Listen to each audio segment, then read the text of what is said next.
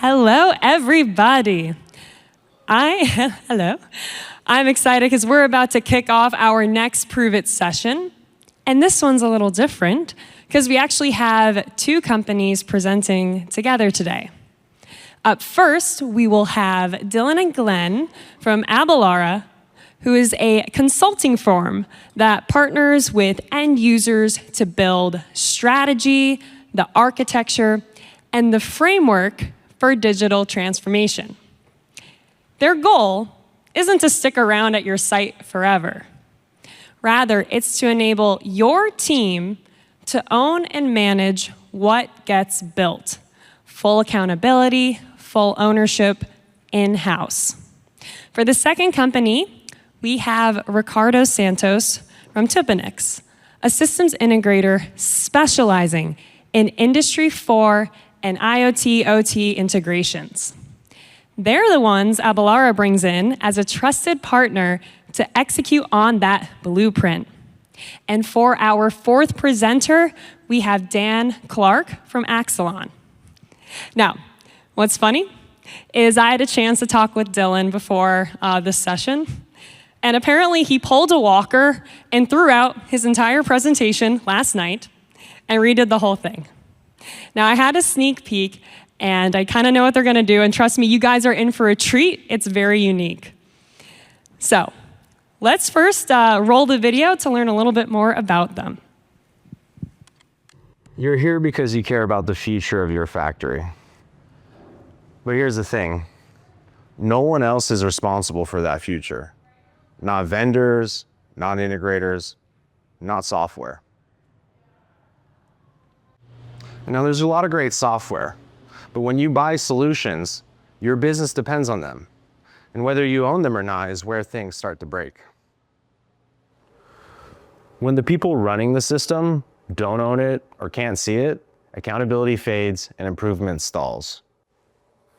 Because you can't improve what you can't see. And here's the solution. Treat your systems like products you own, with clear visibility and clear accountability. Because ProveIt isn't about the next tool. It's about proving what actually works. And what works is ownership.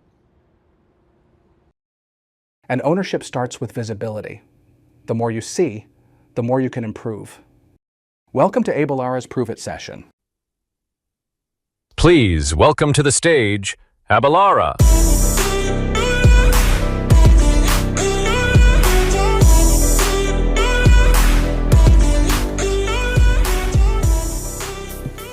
Hello, everyone. Thank you for spending 45 minutes with us. Before we get into the formal presentation, I want to serve a reminder to the audience. As part of ProveIt, we are here to solve problems, and as such, there were a whole bunch of fictional entities created that we were going to stream real data from, and we're going to show you real analyses here on site. We are all about to go into character. My name is Glenn Gardner, and I am proud to be the founder of Abelara in conjunction with my co-founder, Dylan. That's what I do in real life. However, for the next 30 minutes, I am proud to be the CEO of Happy Hour, a bottling plant that looks exactly like Enterprise B in all of the pre-work that you saw for this particular session. So I am pleased to meet you. My name is Glenn. I'm the president of Happy Hour. And what I'd like to share first is that I have a very big problem in my role as president.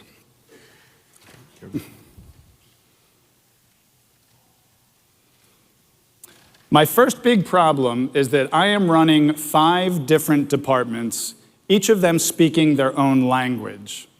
The reason they speak their own language is that the foundational ideas that each of them worked through happened many, many years ago and has been field tested since then. So for example, finance. The foundation of finance were set in the late 1400s by a brilliant man named Lucas Pacioli. He had a problem. The problem that he faced was that everybody in the world was using cash flow accounting. Your accounting professor today will tell you that's not good because you don't actually know if you're profitable in any quarter when you use cash flow accounting. Sometimes you stock up intentionally, like before Halloween, you want to stock up a lot of candy inventory. Sometimes you want to buy big machines that you're going to use for 10 years, and in cash flow accounting, you don't know if you're doing well or poorly in any given quarter. The system that Mr. Pacioli came up with is simplicity itself. It's the most elegant system you'll ever find in finance. He simply said that there are only 5 things. The world is built of transactions. Those transactions need to debit and credit 5 different types of accounts. Specifically, those are revenues and expenses, and assets and liabilities and owner equity, and everything else is details. That is the most elegant system that humanity had ever created for tracking finance. So the next time you go to argue with your finance professional that you partner with, please know that the system that he or she is using was created over 500 years ago, has been tested in the entire economy of 500 years of humanity, which is basically everyone, and so there's a reason that they're sticking to certain financial principles. Similarly in engineering, if we move on to Emmy Noether. Emmy Noether is the most brilliant person that you have never heard of. Emmy Noether is who Albert Einstein said, I think his exact words were, Emmy Noether is the finest mind that humanity has ever created. He did not say that about me. However, if you are Emmy Noether and you are the finest mind in Einstein's opinion that humanity has ever created, you don't so much worry about stocking up on inventory before Halloween. That's not the biggest problem on your plate. Instead, she went ahead and created a new mathematics that unified Einstein's relativity, Newtonian mechanics, and created mathematics out of thin air, which is now known as group theory. Nobody had ever done such a thing in the history of humanity. She unified basically all of the knowledge of science and mathematics and engineering in one person. All of us engineers today rest on her shoulders. She was a true genius, and we are her beneficiaries. Now, moving on, talk about historic events. In 1982, get this, there was a consultant that had a good idea. That had never happened in the history of consulting until that moment. It's true, it's true. That consultant was Keith Oliver. He had a problem, which was he was having difficulty describing to his manufacturing companies that he was consulting with that the world had changed. Usually, or shall I say before 1980, it was fairly common to be what we say is vertically integrated. You brought in pretty raw materials, and then you machined them and assembled them and finished them and did all sorts of things in-house. In the 1980s, that started to change. The supply chain started to specialize, and it turned out that now it was very real that your suppliers were an extension of your company. Their success was your success, their quality failures were your quality failures, but we didn't have a language to talk about that. Enter Mr. Oliver, who invented the term supply chain, which didn't exist until then. It was the perfect term to say that, hey, you have a supply chain, it's the right metaphor, it's a link of chains. And ultimately it ends at the end user, but every link in that chain is critical. People simply weren't thinking in those terms before he coined that. Moving on, I admit this is a nod to this crowd. In operations, there are several different folks that I could choose as foundational. I've chosen to go with a technologist that all of you will know, which is Dick Morley. Dick Morley is widely credited with creating the PLC in 1968 specifically, when he was at Modicon. I could have also chosen, instead of a technologist, somebody that focused more on process. Had I done that, I would have thought about Taichi Ono with lean manufacturing, or I would have moved over to MRP. MRP was created by Orlicki, if you're familiar with Mr. Orlicki. Those two were the foundational processes. The foundational technology that we use today is the PLC. All of them still exist in very close to their original form in all of our industries. Sidebar, if you think that you're both lean and MRP at the same time, or if you implement a methodology called lean MRP, these are diametrically opposite things. Please talk to us afterwards. That can't happen. Moving on. Maintenance. I am proud to be a member of the vibration community. I love predictive maintenance. It is not the focus of this show. I hope that it will be next year. But our industry was founded in the late 1970s by a gentleman named Stanley Nolan. Stanley Nolan did a huge study. The problem that he faced was that machines don't fail the same way every time, and he didn't have a language to express that. So you might use terms today like infant mortality or the bathtub curve. Before Mr. Nolan, everybody thought that a machine ran for, say, 5 years and then failed like clockwork. And all you had to do was do maintenance at 4 years and 11 months.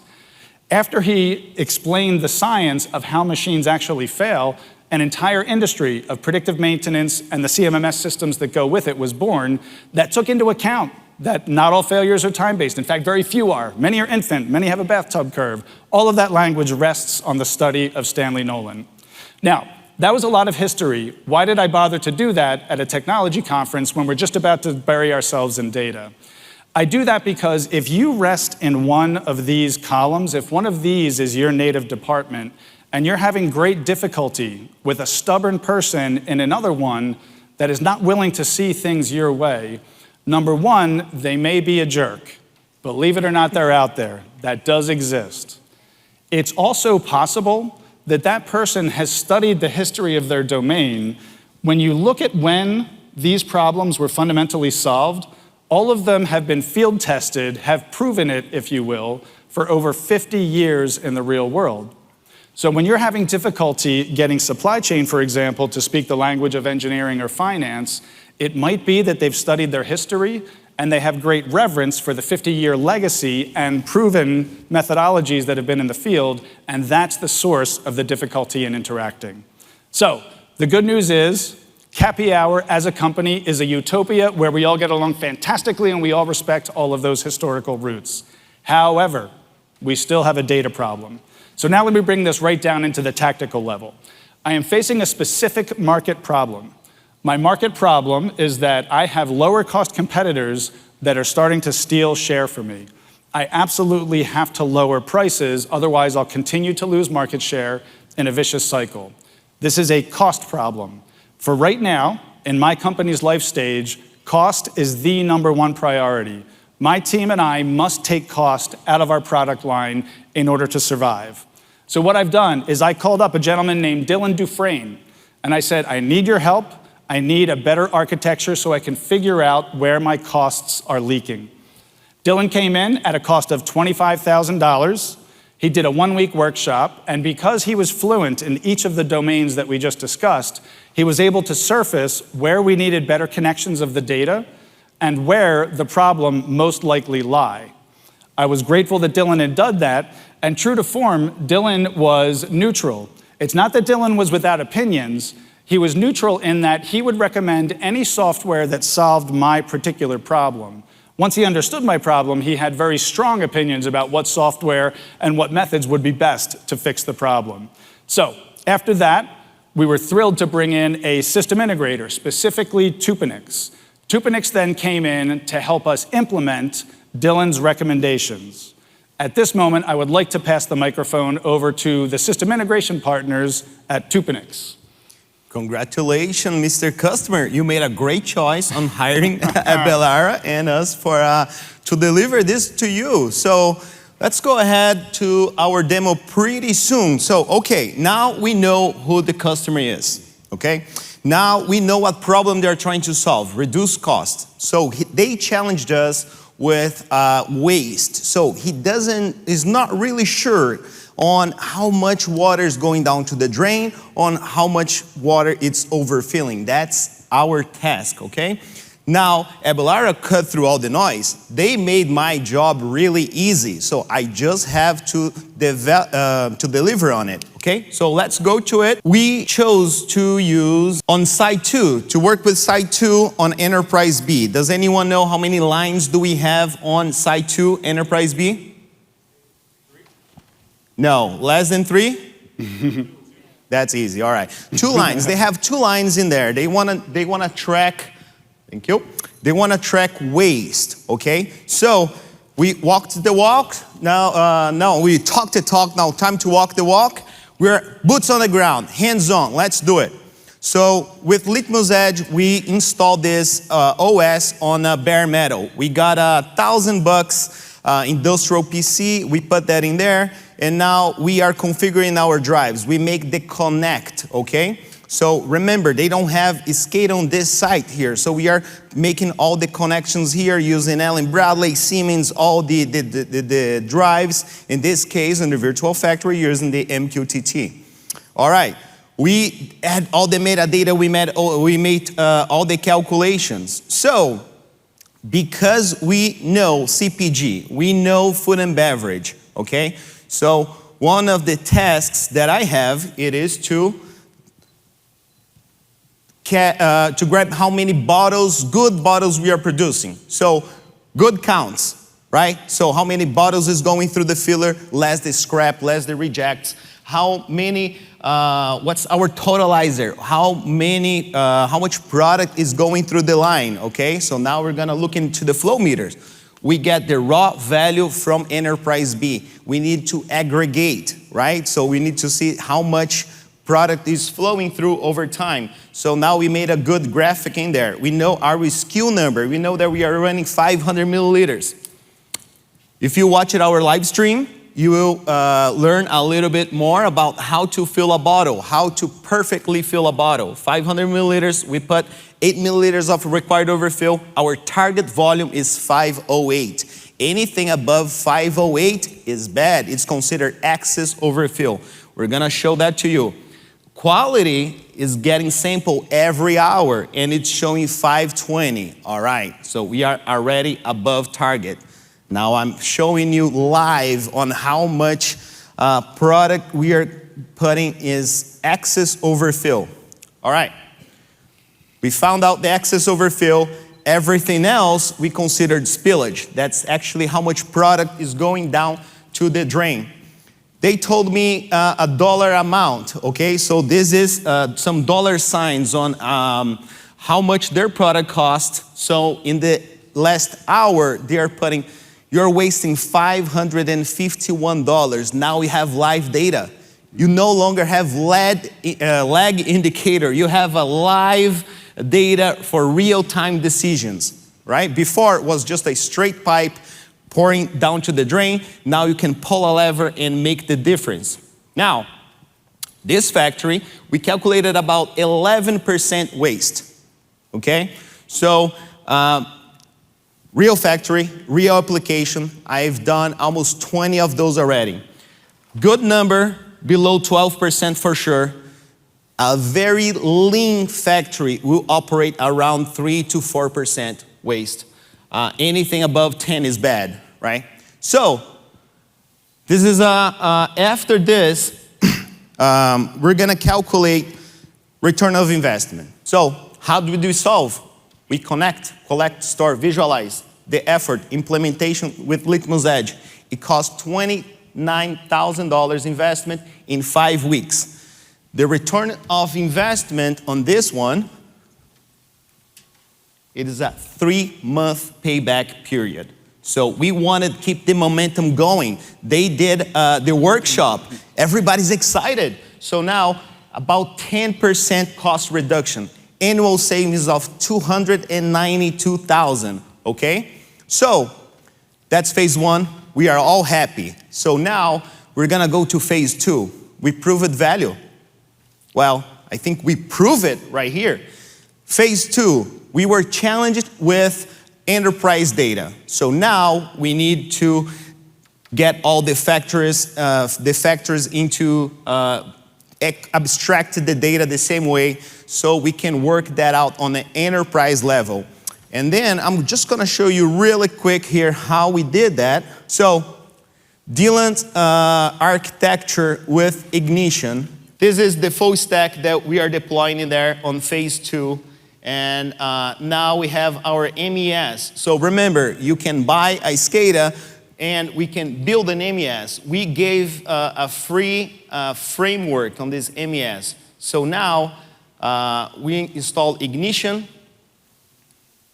We are building an MES using a Postgres. Remember, ignition, open platform, an open MES. So now they can have this. So now you can take control over it. So this, all the KPIs, all the metrics, everything is open, composable. You can do whatever you want with it. So you're given all these templates. So, okay, so this is perspective screens. Now they can take control over it. So this is theirs. This is no longer mine, okay? So they don't need to call me back because Dylan and Abelara suggested that they install DevOps with Exelon. So now you can have the keys, Mr. Customer, congratulations, we prove value to you. Now you can take it over. It's all yours. I appreciate that, Ricardo. So let me frame what's happening from my perspective as the president of Cappy Hour. I had a problem. It was not a cultural problem. Because I've created a cultural utopia at my company, everybody gets along. However, they don't share data that they need. I had Dylan, a consultant from Abelara, come in, and I paid him $25K, so I spent $25K there. Dylan told us, here is the system that you can use to stitch together each of your different data silos. Note that he didn't say, you need one system that literally consumes the entirety of everything you're doing, because that's a silly solution. A real solution to our real problem was stitching together just the right pieces. You don't have to integrate the entirety of every single domain. That's just not a thing. Because Dylan is ambivalent about who does the implementation, he's just there for the end user, he was more than happy to hand it to a system integrator. That system integrator, Ricardo, did a fantastic job and proved return on my investment of $39K to the system integrator. Now I've got a real solution. I know where the waste is. The waste is in one particular spot. It's in the filling station. I fixed that. I paid back all of that investment within 3 months. And more importantly to me, I don't have to lay anybody off. I was in a position where if I didn't fix this cost problem and stat, I was going to have to start laying people off. It was simply the nature of the business. It's the only way to survive. I do not have to do that now, and I'm super grateful to Ricardo and Dylan for the fact that I don't have to do that. But even better, now they've laid a foundation.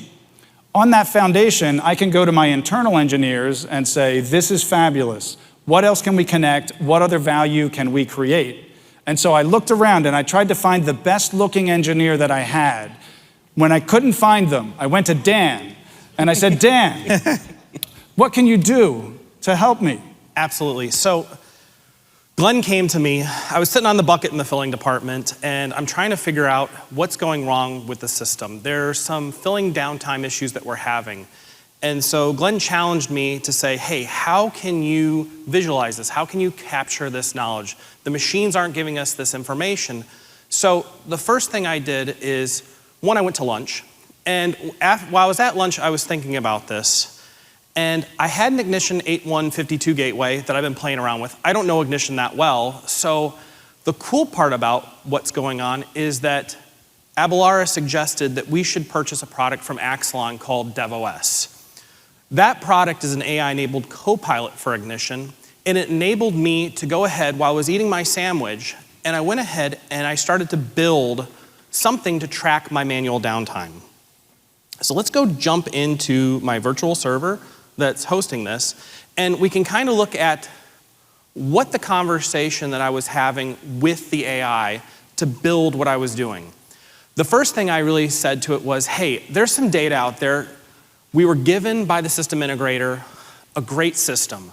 I think there's something in there. Can you explore the Postgres database? Can you find something for me? And as it was looking through the tables, it found that there was entry point for downtime reasons. There was a table that defined my downtime reasons. I just didn't have a way for the operators on the line to tie that in. So I asked the co-pilot and said, can you build me my named queries? So it went ahead and it built the named queries for me. And if I look at it there, I can actually go ahead and see that it built me named queries for the different pieces of it to go pull the data. Once I had that, I took another bite of my sandwich and I started typing some more. And I said, now I need a screen that's going to visualize this, that I can put into the system to go ahead and do that.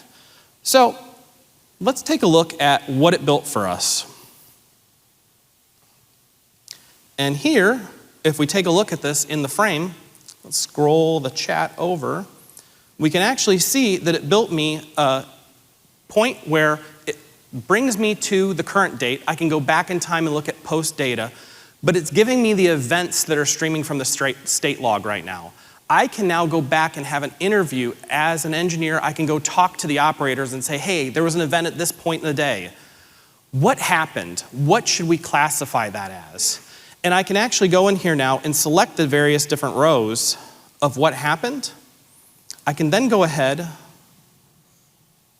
and select my downtime reason and assign it.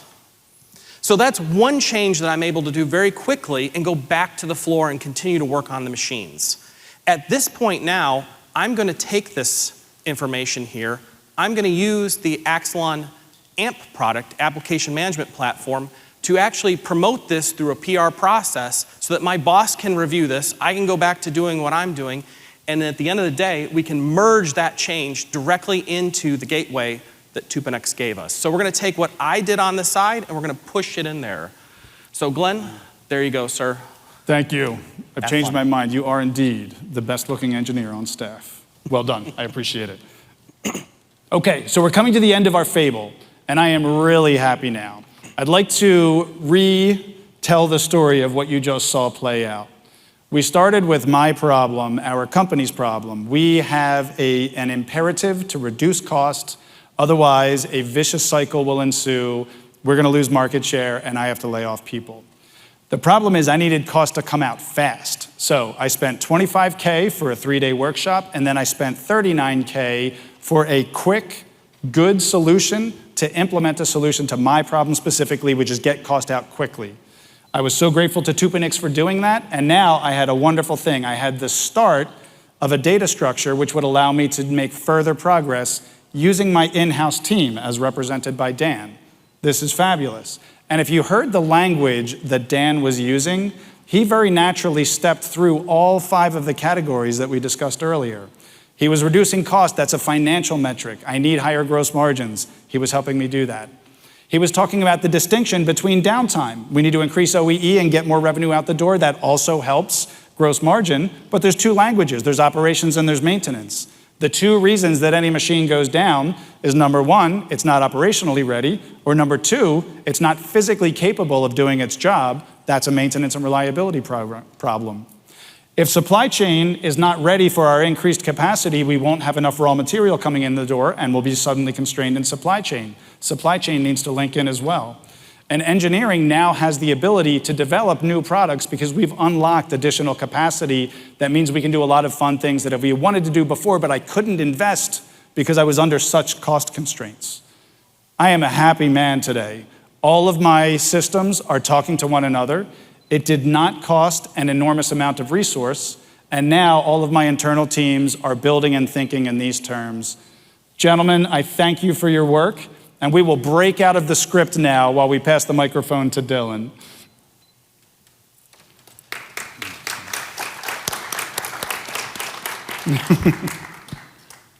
So as Amy said earlier, coming back on, we had a very different demo, or 12, prepared for this. And being indecisive, as much as Ricardo and Tupinix and everybody helping us would probably wish we weren't, we ended up building a lot of different demos, trying to figure out what story to tell here today. And the choice was made to tell the story from the end user's perspective, from the ground floor, connect, collect, store, from 3 people who have been end users in the past. Glenn has been the president of a large laser manufacturer. He has faced the problems he identified as the CEO many times in his life as the proper end user himself. Ricardo has been an engineer at an actual beverage bottling company, and Dan has also been an engineer on the plant floor of an end user. So we have heard their problems from their perspective 3 different ways and how they solved them with the experience of being an end user, but now coming from the lens of an integrator and a software vendor and a consultant. Some of the stuff we had already prepared, I'm going to go over at rapid fire, and if you have questions, you can find us in the booth. Immediately following this, one quick housekeeping thing, Glenn is running a workshop on predictive maintenance and vibration. 15 minutes after we get off stage, he will be in one of the workshop rooms, ready to run that, and I will be in the workshop room, I believe F, with Fuse, immediately following this. And then as soon as those workshops are done, Glenn and I will be in the booth, but while we're in those workshops, Dan and Ricardo will be manning the booth and taking all questions you may have from this demo. But with that, some of the stuff that we did that we haven't shown you here today is the full ignition scale-out architecture with 5 gateways running on the gateway area network without MQTT, showing a full unified namespace in ignition alone. We have built a custom Postgres MCP tool that I'm calling PG-LLNs. Thought that was kind of funny. And that is open source and on GitHub, ready for anybody to use on any Postgres database they might want to use it on. We also have metadata injected into every UNS topic on the entirety of Enterprise B 2 different ways. One was timestamp, value, and quality payloads, pretty simple and lean. And the other one was larger, more asset-driven full payloads that are a little bit heavier on the wire, but add more context. We also published SESMI profiles. We did machine identification for every single asset in Enterprise B across all 3 sites. We published all of the data that we did back to the UNS, which we can show you in MQTT Explorer in the booth, but we figured you're kind of sick of that by now. We custom built a MES. It was a small subset of the MES. It was just logging and history. All we did was log counts, log KPIs, log states, and production runs in the anticipation of building the further functionality out in future phases. We added additional sensors to the tank so that we could figure out the live in-process inventory. We had weight, we had temperature, and we had flow, but we didn't have pressure or levels. So we couldn't track our inventory throughout the process in real time. So we added those, added alarms, and added all that extra context to the tanks and the vats in the system across all 3 sites. We aggregated KPIs by work order using Flow software. And to get to the cost calculations that Ricardo showed in Litmus, we used Fuse to integrate to SAP to give us the cost per milliliter per product. We did a supply integration with Opto22 and their C-Store demo that showed a warehouse management application that we built in Fuse, integrating and sending products to the stores based on their live consumption. And on the drive down here, in just a few hours, we built a N8N workflow for agentic agents that would allow the agents using that MCP tool that we talked about earlier to understand and learn from the UNS and the database to be able to add commentary from each of the 5 perspectives that Glenn shared on stage here, and comment as the CEO and give a presidential debriefing every day. That's incredible. That's still incredible, even if you can't hear me. How about now? That is incredible. Thank you, Dylan. But I do want to make sure we have time to ask you guys some questions. So everybody, yep, the Slido QR code is up there. But I have one really quick for Axelon. So, is the cost of your product included in what we saw on the slide, or is that additional? Additional. Okay. Can you give us a sense of what that might be? Sure. So we've got a cost for compute on our application management platform that's roughly in the $50,000 to $75,000 range. That actually manages the entire DevOps orchestration. You get actual semantic difference between things. You can spin up clones. You get real-time failover. At ICC last year, we showed where we kicked the database and the end user never even saw it system to system because we can gatekeep that and keep it clean. The DevOS product is in beta right now. We're still figuring out pricing, so I don't want to quote on that one right now. Okay, fair enough. Let's see. So, I guess a question for you, Dylan. All right. Could any Aviva tools have a place in your stack? Why or why not? At this point, I am not familiar enough with too many of the modern Aviva tools to be able to properly answer that. I know they've recently done a changing in their pricing model and have had some recent updates that I'm probably not familiar enough with to properly comment on that. But from some of the stuff I have seen, I have reason to believe they would be. And if that were a request from a client, I would definitely do my due diligence and further research into that topic. Awesome. Do you guys have any tools that streamline the migration of any vision process graphics to your platform? I do not. They are very different applications with very different file structures on the back end. In theory, and I guess what I have done before, I wouldn't call them tools that we have necessarily, but you could take the file exports from the project file from Vision and give them to an LLM and ask them to recreate the JSON in perspective. That works fairly well, and it would help streamline them, but it won't get you 100%. Absolutely. We have another question for you, Axelon. Yes. Is it possible to generate any perspective screens live with your product? Yes. Because of the way things work, it takes time, and they only gave me a few minutes. Yep. So I had to do it ahead of time. Actually, a few minutes before this. I do want to add, ICC this last year, Axelon did do a live demo with Axel that I believe showed some live screen development. Yes. So if you do want to see a live demo of Axelon, we can go back to those recordings from ICC ProveIt. Yeah, and you can find me on LinkedIn. I do live demos on there where I walk and show the entire walkthrough. I have a video up there right now on OE dashboard. It roughly represents 30 minutes, and I get it done in about 5 of condensing the time of the video. But absolutely, find me in the booth and talk to me about it. Awesome. Can we get the questions back on the bottom one? While that's going, I have another question. Go ahead. Amy, would you mind if I added just a touch on the Aviva question while they're re-queuing it? By all means. Excellent, excellent. So the answer is yes, of course, there could be a place for Aviva in our stack. One of the things we admire about Aviva is it has a really broad portfolio. If you think about going from greenfield to construction to operating, Aviva has dozens upon dozens of software offerings that start with designing a plant from scratch, so P&IDs and isometrics, et cetera, then moving on to how are you going to actually construct the plant, and then moving from there into operating the plant. So the way we think about Aviva is they cover all of that territory from design to construct to operate/maintain, we'll say both.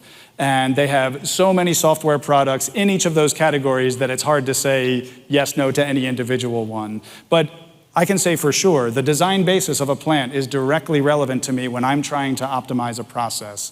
And so that's really valuable data. I would go to Aviva and or another EPC-style design software package to get that type of data to enhance the context in which we're working.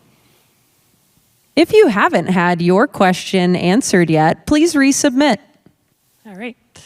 I actually still have it here on my phone. So, another question for you, Dylan. What do you got? Somebody asked, why Litmus for Connect, Collect, Store, and then Ignition for MES? Why not do all Ignition or all Litmus? So through many different client engagements over the last year or so that we've been doing these architectures and consulting workshops, a pattern that I've found that has emerged has pretty consistently been too many vendors in the stack. So when we're talking to the CTOs, the CIOs who are responsible for hundreds of sites each, 2 or 3 vendors per site that are different from 2 or 3 vendors on every other site add up fast. So to reduce the number of vendors total has been a priority at the enterprise level fairly frequently. And with that, a pattern that we've found that works very well has been Litmus for Connect, Collect, Store on the plant floor, OT integration, and Fuse for IT integration. Same concept, but with SAP, your ERPs, your supply chain software, your QMS, all the big stuff there. And then next to those exist things like Ignition and Flow Software and HiByte and vibration sensors and Axelon and all these different tools, MaintainX and other people I'm forgetting at this moment, but many different partners and friends. Whether or not we're partnered with them, there's many different softwares that can fill those gaps on the side based on various problems that may be presented during these engagements and identified during these engagements. So Litmus, as that foundational edge on the OT side, has been the most robust option that can handle the most use case consistently. And a lot of tools like to ignore the PLCs and the robots, the native drivers and device connectivity. And in our space, there's actually relatively few tools that handle that very well, if at all. And Litmus is one of those that also does other steps. Thank you. Very informative, Dylan. Can you remind the audience what was the total cost and time to implement the solution? So the solution shown here with Litmus was actually all done by Ricardo and his team, so I'll let him answer that one. All right, thank you. Yeah, so the Litmus one was $29,000 in 5 weeks. So that includes 4 weeks of development and 1 week on site for data validation. But that does not include Litmus, correct? That does not include Litmus. So Okay. that The would ballpark be, if we included licensing? So it depends on which one we go with, the 17,000 or the 37,500 a year for the first site. But just remember Somewhere that's not between linear. 50 and 75 for the first site, depending on licensing options. Yeah, I think we got into 73,000 all in. So Awesome. And can you just restate the problem that you solved? Like, what was the ROI on that investment?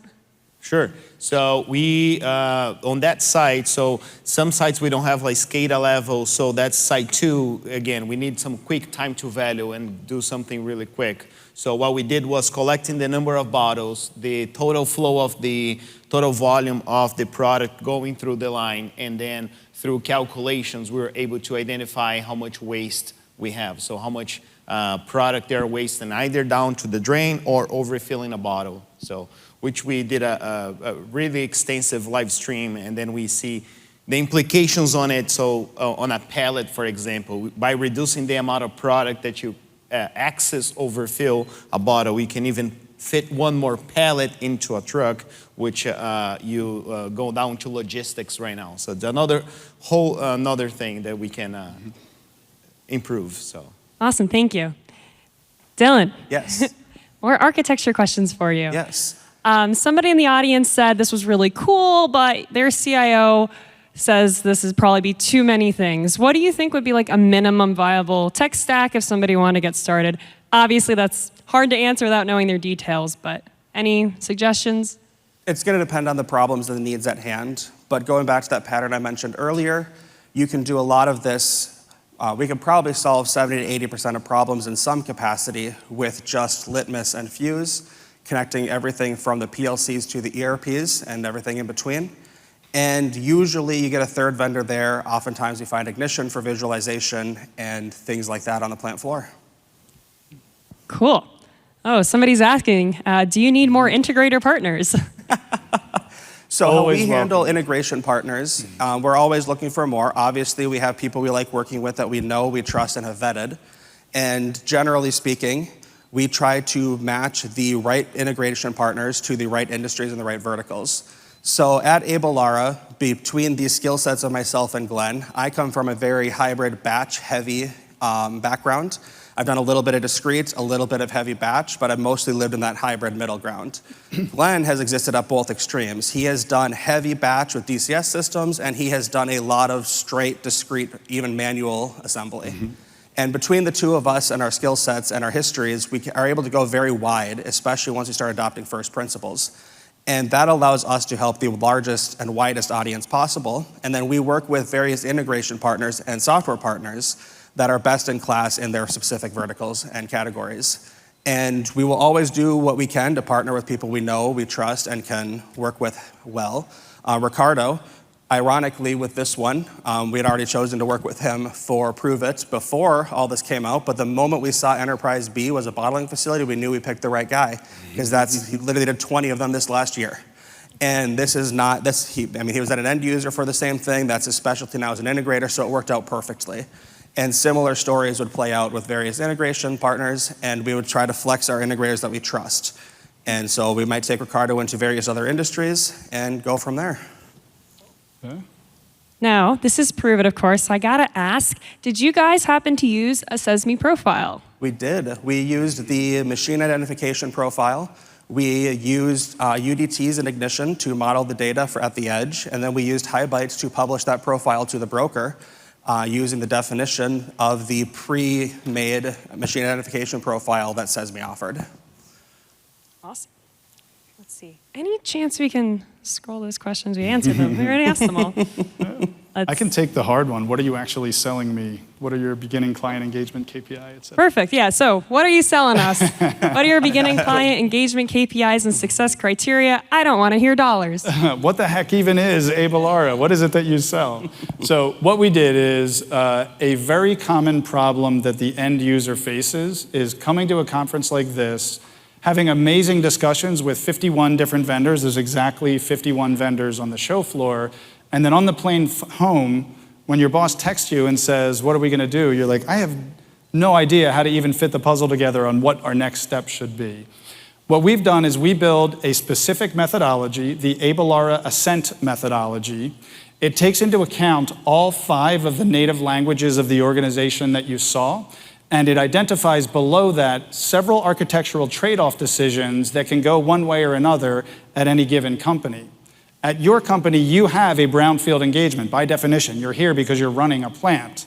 You are constrained by whatever is installed today in the brownfield, and you can layer on top various other solutions, and it's very hard to make sense of which of the 51 are most relevant for you.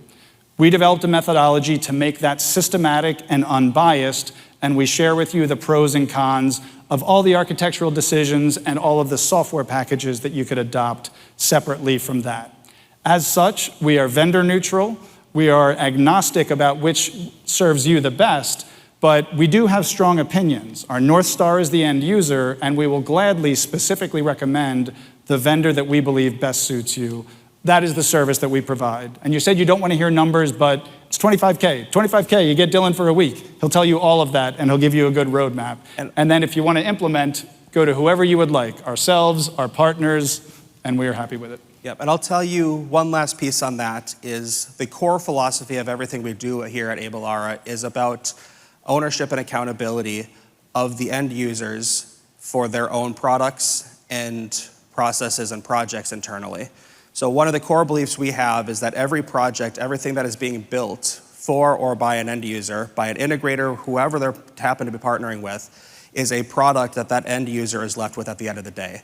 And internal to the end user, we are looking to enable and build the skill sets to internally manage those projects, manage those products, and manage the teams that happen to be implementing them. Awesome. All right, I think we have time for one more quick question. All right. I'll be fast. Why did you use Postgres instead of standard SQL? Standard SQL costs money, and Microsoft licensing is painful. Postgres is more performant in most metrics that we deal with in manufacturing and comes with no licensing cost. Timescale, hypertable. Yeah. Alex, please come join us. Please come join us. All right, I guess we're going to get a group photo. all right. But, I think that's what we got.